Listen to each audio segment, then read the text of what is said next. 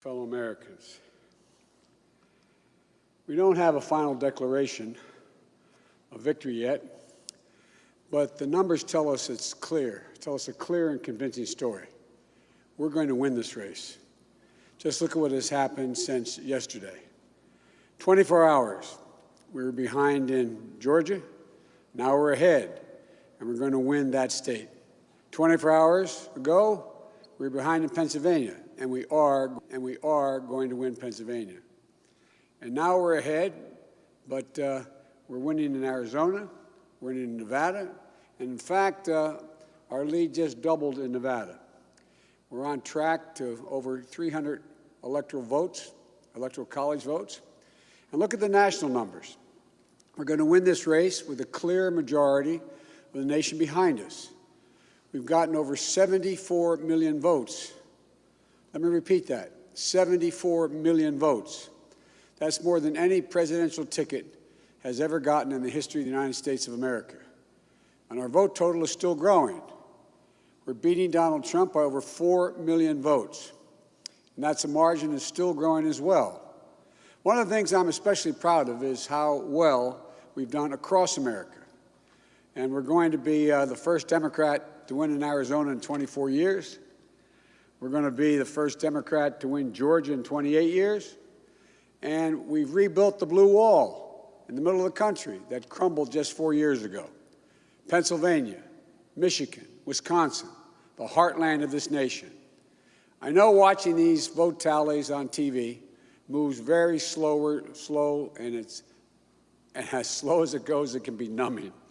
But never forget, the tallies aren't just numbers.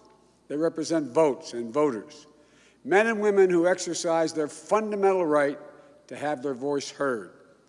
And what's becoming clear each hour is that record number of Americans of all races, faiths, religions chose change over more of the same. They've given us a mandate for action on COVID, the economy, climate change, systemic racism. They made it clear they want the country to come together, not continue to pull apart. The people spoke, more than 74 million Americans, and they spoke loudly for our ticket. But while we're waiting for the final results, I want people to know we're not waiting to get the work done and start the process. Yesterday, Senator Harris and I held meetings with groups of experts on public health and the economic crisis this country is facing. The pandemic, as you also know, is getting more worrisome all across the country. Daily cases are skyrocketing, and it's now believed that we could see as many as 200,000 cases in a single day. The death toll is approaching 240,000 lives lost to this virus. That's 240,000 empty chairs, kitchen tables, and dining room tables all across America. We'll never be able to measure all that pain and the loss, the suffering that so many families have experienced. We know something about what it feels like to lose someone. And I want them to know they're not alone. Our hearts break with you. I want everyone to know on day one, we're going to put our plan to control this virus into action. We can't save any of the lives lost, any of those who have been lost, but we can save a lot of lives in the months ahead. Senator Harris and I also heard yesterday about how this recovery is slowing because of the failure to get the pandemic under control. More than 20 million people are on unemployment. Millions are worried about making rent and putting food on the table. Our economic plan will put a focus on a path to a strong recovery. Look, we both know tensions are high. They can be high after a tough election, one like we've had. But we need to remember, we have to remain calm, patient. Let the process work out as we count all the votes. You know, we're proving again what we've proved for 244 years in this country. Democracy works.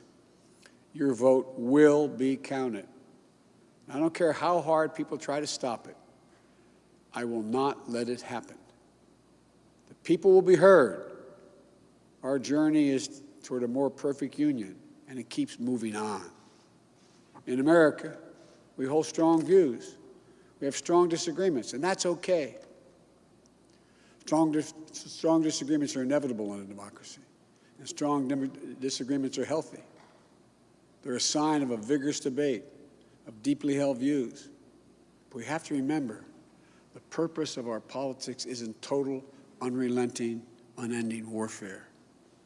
No, the purpose of our politics, the work of the nation, isn't to fan the flames of conflict, but to solve problems, to guarantee justice, to give everybody a fair shot, and to improve the lives of our people.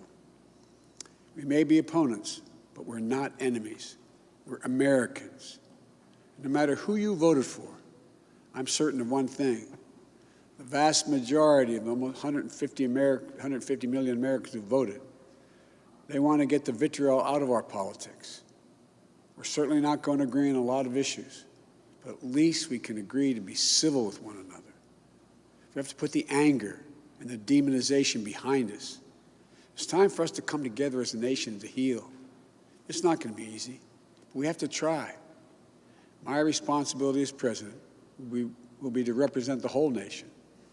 And I want you to know that I'll work as hard for those who voted against me as those who voted for me. That's the job. That's the job. It's called the duty of care for all Americans. We have serious problems to deal with, from COVID to the economy to racial justice to climate change. We don't have any more time to waste on partisan warfare. You know, and more than that, we have such an incredible opportunity to build the future we want for our kids and our grandkids. I've said many, many times, I've never been more optimistic about the future of this nation. There is no reason we can't own the 21st century.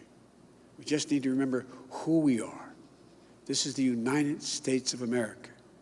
And there's never been anything we've been unable to do, unable to accomplish when we've done it together. I hope to be talking to you tomorrow. I want to thank you all, and may God bless you, and may God protect our troops.